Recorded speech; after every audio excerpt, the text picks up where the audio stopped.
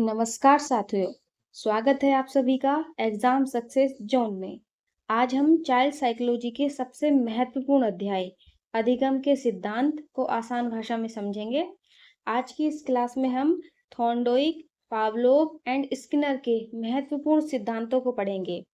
यह टॉपिक हर शिक्षक भर्ती में बार बार पूछा जाता है, इसलिए आज सिर्फ पढ़ना नहीं है बल्कि कॉन्सेप्ट को हमेशा के लिए समझना है। तो बिना समय गवाए शुरू करते हैं आज की हम अपनी क्लास। ठीक है,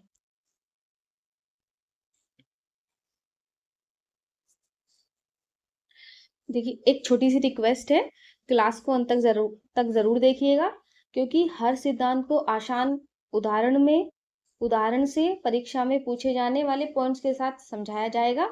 अगर कॉन्सेप्ट समझ में आ जाएगा तो प्रश्न अपने आप आपको बनने लगेंगे। ठीक है, तो चलिए अब अपनी क्लास हम स्टार्ट करते हैं।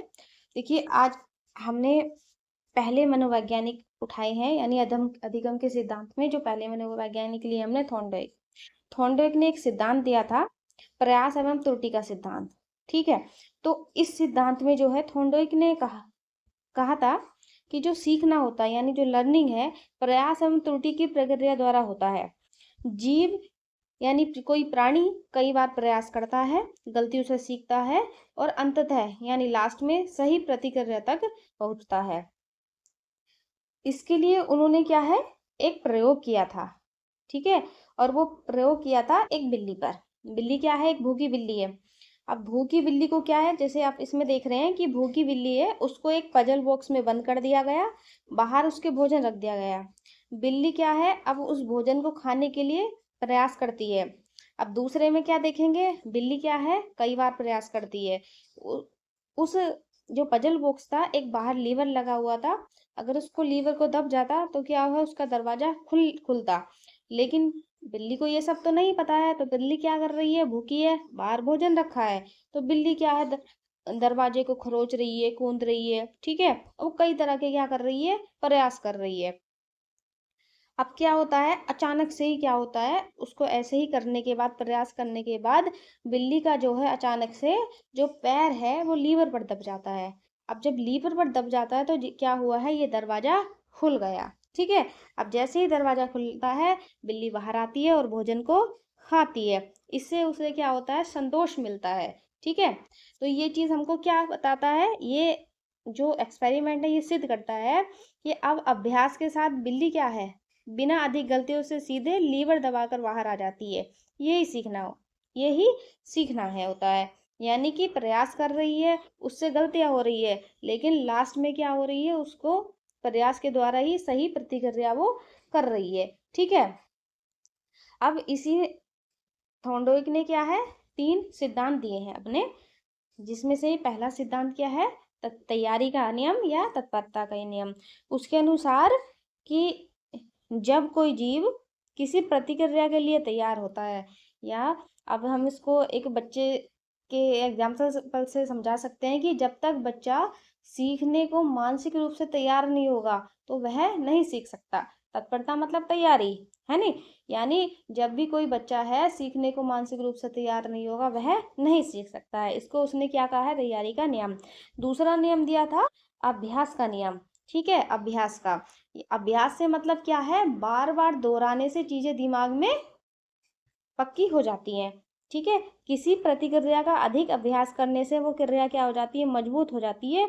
अभ्यास की कमी से क्या होती है, वह कमजोर पड़ने लगती है। जैसे बार बार क्या है, बिल्ली अभ्यास किए जा रही थी, अब आने कुछ समय बाद क्या होता है, अब बिल्ली को बहुत कम अभ्यास की जरूरत पड़ेगी। अब वो सीधे क्या है, लीवर को दबाकर क्या है, बाहर आ जाती थी और जो बाहर रखा भोजन था उसको खा लेती थी। अब तीसरा क्या नियम था, प्रभाव का नियम। यानी प्रभाव का नियम क्या कहता था, यदि परिणाम सुखद हो तो सीखना क्या होता है, तेज होता है।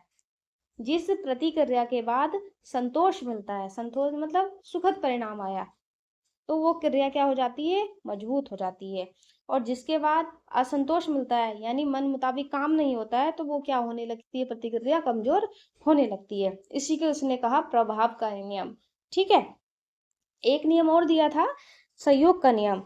सहयोग ये उसका क्या है, गौड़ नियम है थॉर्नडाइक का।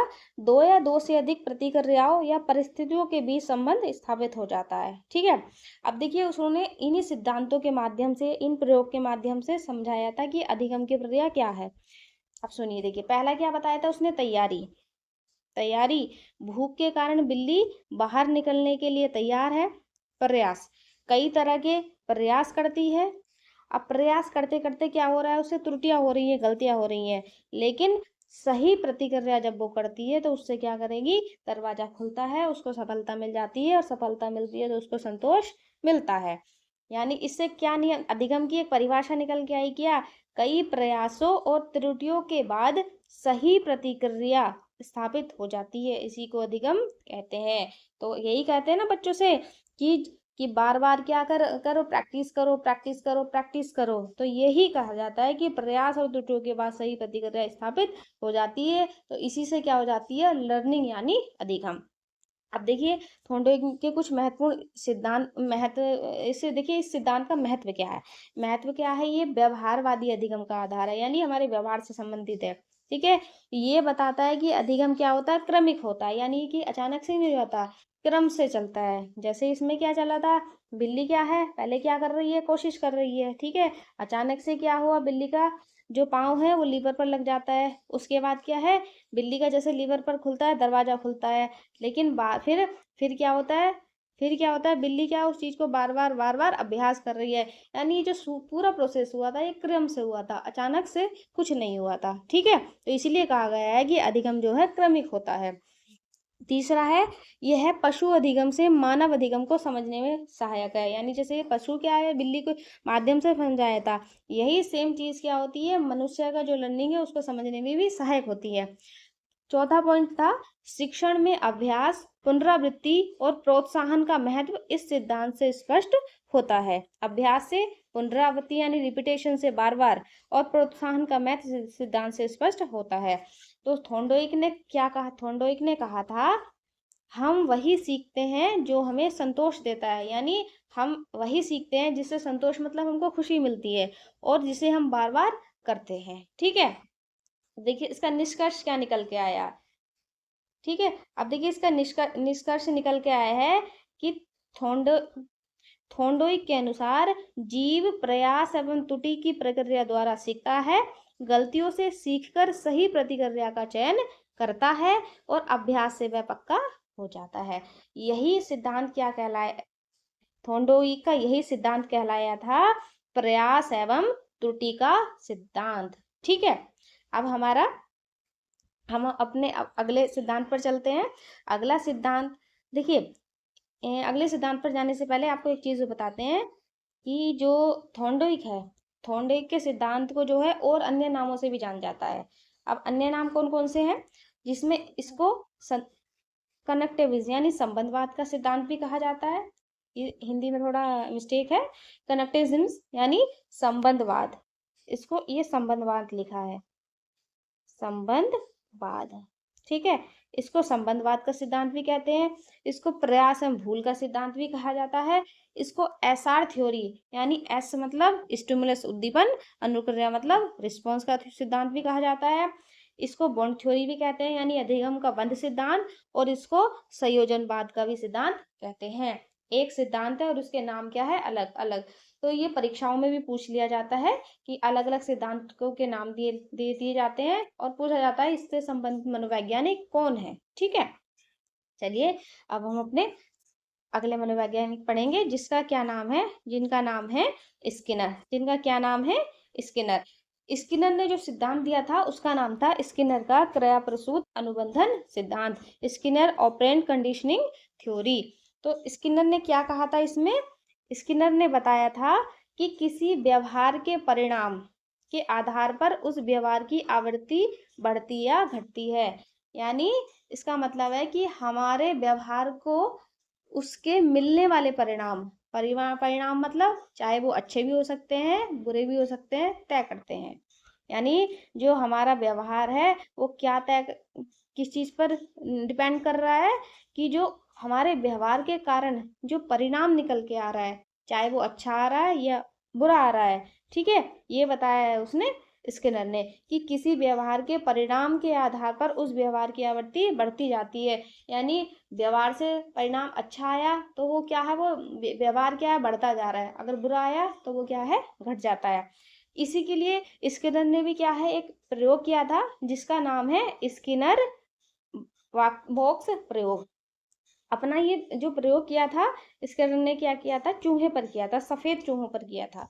अब देखिए चूहे, अब स्किनर ने क्या किया था, एक भूखा चूहा है उसको एक बॉक्स में छोड़ा जाता है। अब उस चूहे को नहीं पता है कि लीवर दबने से उसे भोजन मिलेगा, ठीक है, इसमें भी एक लीवर लगा है, ठीक है।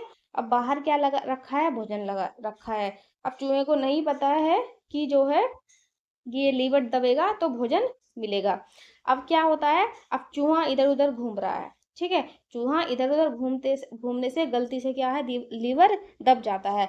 अब जैसे ही लीवर दबता है उसे क्या मिल जाता है, भोजन, ठीक है, भोजन मिला। यानी जो बार बार वो कोशिश कर रहा था उससे क्या मिला है, उसको भोजन। तो ये क्या हुआ, एक सकारात्मक क्या परिणाम मिला है। अब जब ये सकारात्मक परिणाम मिला है तो धीरे धीरे क्या होता है, चूहा सीख जाता है ये चीज कि जैसे वो लीवर दबता है उसको भोजन मिलता है, लीवर दबता है उसको भोजन मिल जाता है। तो फिर ये बार बार क्या हुआ कि वो बार बार लीवर दबाने लगता है और उसको क्या है, भोजन मिलता है। यानी इस क्रिया क्या हो रहा है, उसको क्या है, उसका जो परिणाम मिल रहा है वो अच्छा मिल रहा है, जिससे उस क्रिया की यानी जो प्रतिक्रिया होती है उसकी जो आवृत्ति यानी जो उसका व्यवहार है उसकी आवृत्ति क्या है, बार बार वो बढ़ती जा रही है।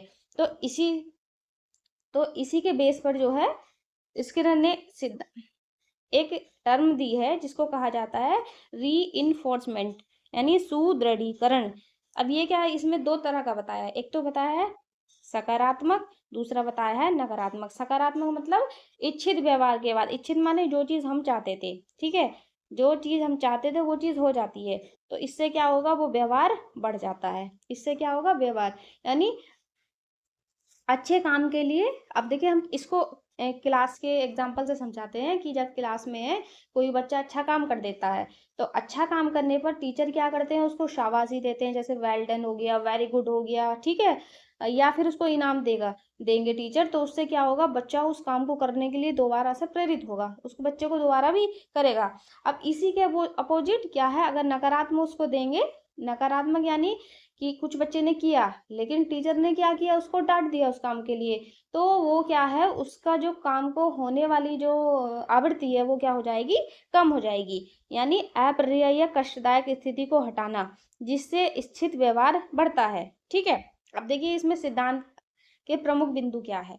व्यवहार उसके परिणाम के आधार पर सीखा जाता है, यानी स्किनर कह रहे हैं कि जो व्यवहार है वो उसके परिणाम के आधार पर निर्भर करता है। जिस व्यवहार के बाद सुखद परिणाम मिलता है वह व्यवहार होता है बार बार, और जिस व्यवहार के बाद कष्टदायक परिणाम मिलता है वह व्यवहार क्या होता है, कम हो जाता है। फिर उन्होंने इसी जो प्रयोग है इसके आधार पर सीखना बताया है कि सीखना क्या है, एक सक्रिय प्रक्रिया है जिसमें जीव वातावरण पर क्रिया करता है और परिणाम पाता है, ठीक है। अब इस सिद्धांत का महत्व देखेंगे। देखिए इस सिद्धांत का क्या महत्व है, अब इस सिद्धांत का महत्व बताते हैं। व्यवहार संशोधन में अत्यंत उपयोगी है, यानी हमारा जो व्यवहार का संशोधन उसमें परिवर्तन में क्या है, ये बहुत ज्यादा उपयोगी है। शिक्षण अधिगम की व्यवहारिक प्रक्रिया में उपयोग है इसका। अनुशासन, प्रशिक्षण और आदत निर्माण में सहायक है। विद्यालय शिक्षा में पुरस्कार एवं प्रोत्साहन की भूमिका को स्पष्ट करता है, ठीक है। अब देखिए निष्कर्ष क्या निकल के आया है कि जो है स्किनर के अनुसार सीखना प्रयास एवं त्रुटि के स्थान पर क्रिया और उसके परिणाम यानी क्रिया प्रसूत अनुबंधन से होता है। सही व्यवहार को प्रोत्साहन देने पर वह स्थायी हो जाता है। और थॉर्नडाइक ने बताया था प्रयास एवं त्रुटि से होता है अधिगम, लेकिन स्किनर क्या बता रहे हैं, क्रिया और उसके परिणाम से होता है। सही व्यवहार को प्रोत्साहन देने पर क्या होता है, वह व्यवहार यानी अधिगम स्थायी हो जाता है, ठीक है। अब हम अपने अगले मनोवैज्ञानिक है जिनका नाम है पावलोव। जिनका क्या नाम है, पावलोव ने कौन सी थ्योरी दी थी, शास्त्रीय अनुबंधन सिद्धांत, क्लासिकल कंडीशनिंग थ्योरी। अब इन्होंने क्या कहा था कि इस सिद्धांत में इवान पावलोव ने कुत्ते पर प्रयोग किया था और बताया था कि किस प्रकार एक तटस्थ उद्दीपन को अनुबंधन द्वारा एक शर्तित उद्दीपन में बदला जा सकता है। देखिए, इसको आसान भाषा में समझ सकते हैं। इन्होंने कहा था कि कैसे आदतों का जो निर्माण है किसी कृत्रिम उद्दीपक को प्राकृतिक उद्दीपक के साथ जोड़कर किया जा सकता है। अब देखिए, हम समझाते हैं इसको, तब आपको अच्छे से समझ में आ जाएगा ये। अब देखिए, इन्होंने इसके लिए कुत्ते पर प्रयोग किया था। अब कुत्ते पर प्रयोग कैसे किया था, देखिए, एक भोजन का एक बर्तन रखा है, ठीक है। अब जैसे ही कुत्ते के सामने क्या है, भोजन का बर्तन रखा जाएगा और ये क्या है, प्राकृतिक उद्दीपन। क्या है ये, प्राकृतिक उद्दीपन। अब ये ऑब्वियस सी बात है कि अगर कोई भूखा कुत्ता है, उसके सामने खाना आएगा तो उसके मुंह में क्या आएगी, लार, यानी प्राकृतिक ही उद्दीपक था, तो इससे क्या हुई है, प्राकृतिक प्रतिक्रिया, ठीक है। अब देखिए, तटस्थ उद्दीपन यानी न्यूट्रल स्टिमुलस। अब न्यूट्रल स्टिमुलस इसमें क्या है, घंटी, घंटी की आवाज।